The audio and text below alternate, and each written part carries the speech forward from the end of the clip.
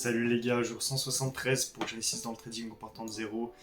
Hier j'ai pas fait de vidéo, j'en suis désolé, mais bref on se retrouve aujourd'hui. J'ai pris une position hier, je vous la montrerai. J'ai pris une position aujourd'hui, comme vous voyez elle est juste ici. Je vais vous parler un peu de ma propre firme aussi je pense. Juste avant je voudrais revenir du coup sur la journée d'hier. Je vous ai pas documenté ma journée comme d'habitude je fais, parce que ça allait pas vraiment tip top. J'étais démotivé, en fait je suis resté sur les graphiques toute la journée. J'ai raté une position, je vais vous montrer le trade que j'ai loupé. On va aller directement voir sur mon journal de trading. Comme tu vois, c'est mon compte perso. Et comme tu sais déjà, j'ai commencé un challenge propre firme à 6 000 € sur Founded Next. Mais je vais continuer quand même de prendre des trades sur ce compte propre. Et d'ailleurs, j'ai pris un trade ce matin, je vais te le montrer directement, voilà. Normalement, je vais te le montrer après, mais bref. Du coup, comme tu vois, j'ai fait un BE, j'ai pris 50 centimes. Si je te montre le trade, du coup, est-ce qu'il était là? J'ai vendu et je suis sorti ici en BE. Parce que mon stop loss de base était là et après je l'ai ramené sous mon point d'entrée. Du coup on va aller dans trade loupé. Comme tu vois j'ai pas fait attention, il est passé devant moi. Pourtant je regardais la charte donc c'est un peu bête. Donc c'était un trade de pre-shot pour le retournement baissier. Je vais te montrer le H1. Donc en fait là on avait fait la grosse baisse. D'ailleurs je suis encore dans le trade. Si je te montre qu'on va dans trade, donc là je suis à 25% de profit, mais moi je vais aller chercher beaucoup plus. En fait je vais aller chercher le bas, bref je t'ai déjà expliqué, je vais chercher ça en fait. Donc, ici. On revient sur mon Notion, donc en fait qu'est-ce qu'on avait? Comme tu vois là on était aussi en structure interne. Là après qu'est-ce qui s'est passé? On a fait une caisse sur la baisse, deux caisses sur la baisse, donc là en fait j'avais vendu. Et juste après on a fait quoi? On a fait une caisse sur la hausse. Qu'est-ce que j'avais pas vu en fait? C'était que pour moi, c'était pas une prise de liquidité mais un retournement parce qu'on était sur une zone de demande, bref. Du coup en fait j'aurais dû acheter ici. Et sauf que moi j'ai vendu ici, donc j'ai fait un BE, bon c'est pas grave. Et du coup comme tu vois le prix il a pump d'un coup. Et moi en fait j'attendais un retour ici pour acheter. En fait ce que j'avais pas pensé c'est que ici je pouvais très bien prendre une vente. Parce que le prix avait pump et il devait revenir en fait au moins à ce niveau là.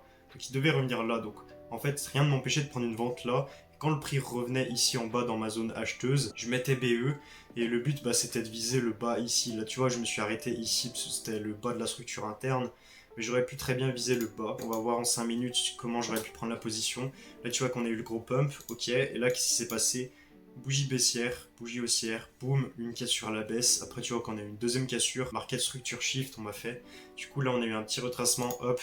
Là, tu prends ton trade là et comme tu vois, après c'est la coulada, ça coule. Du coup, j'ai loupé ce trade là, un RR de 8, ça m'aurait mis bien, mais bon, c'est pas grave. Ce matin, j'ai pris un trade, je vais te le montrer directement. Bref, du coup, on va faire rapide. Mon humeur d'hier, elle était dégueulasse. J'ai pas foutu grand chose de ma journée. J'ai joué beaucoup à ce jeu hier parce que je me faisais chier en fait. Je vous dis clairement, j'ai joué à ce jeu, les gars. En vrai, c'est bien parce que ça apprend à ne pas être cupide parce que si tu sais pas, en fait, c'est un serpent, regarde. T'es un serpent, tu dois manger et tout. Et si t'es trop cupide, tu te précipites trop vers la bouffe, et bah tu meurs. C'est un petit peu un rapport avec du trading, tu vois.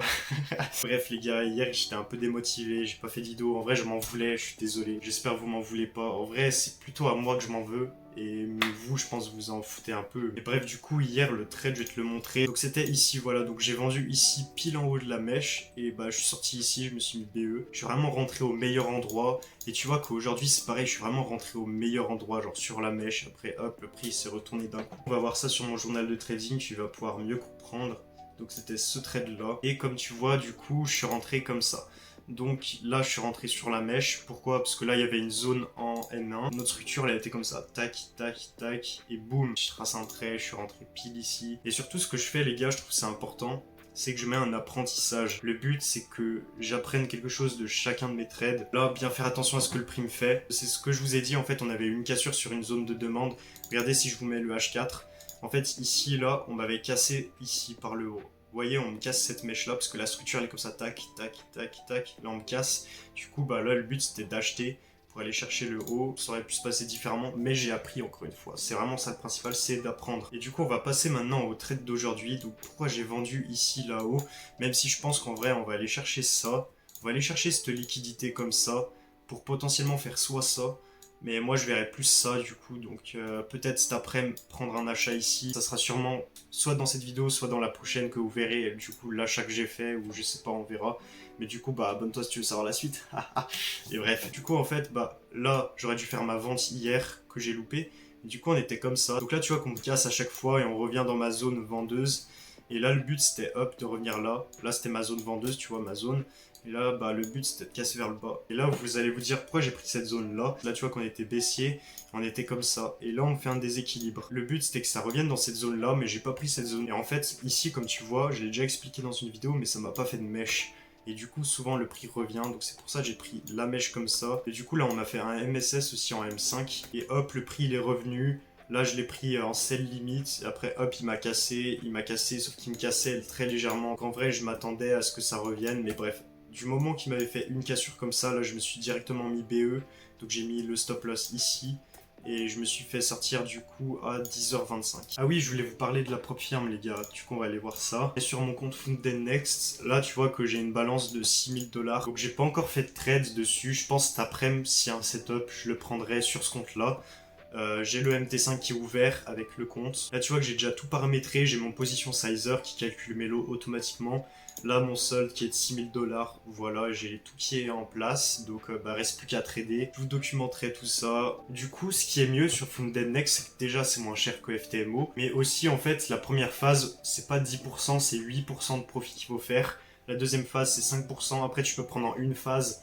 Mais en vrai, c'est nul. Moi, je vous conseille 2 phases. Du coup, moi, j'ai pris quoi? J'ai pris le Stellar, j'ai pris en 2 steps. Après, là, j'ai pris le 6000$. Le compte à 6000$, c'est le moins cher. Bah, MT5, voilà. Moi, j'ai mis sans les swaps parce que des fois, je prends des trades en swing. Comme pour la position que j'ai prise vendredi ici en sell et que je vise du coup le bas là. Donc, ça fait 5 jours que je suis dans la position et je suis toujours pas sorti. Les swaps, c'est des commissions, je crois, pour le week-end. Donc, c'est pour ça que j'ai préféré les enlever.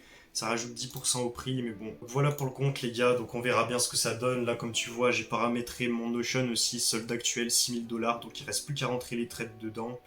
Moi, je vais continuer de trader sur mon compte perso. En même temps, je traderai sur mon autre compte à 6000$. Ce qui est bien avec Funded Next, c'est qu'il te donne 15% des profits que tu as fait sur ta phase 1 et ta phase 2 du challenge. Le seul critère pour avoir ces 15% sur les 2 phases, c'est de demander un payout quand tu as fait 5%. Donc en fait, quand tu es funded, tu fais 5% de profit, tu demandes ton payout, du coup tu as tes 5% plus les 15% des 2 phases. Donc en fait, c'est vraiment super bien. Et aussi, tu es remboursé du prix du challenge, je crois bien. Après, je veux pas faire une vidéo trop longue, donc je vais vous laisser là. Et en espérant que j'arrive à prendre des bons trades, donc restez à l'affût. Voilà les gars. Bref, salut, à bientôt, c'était Nathan.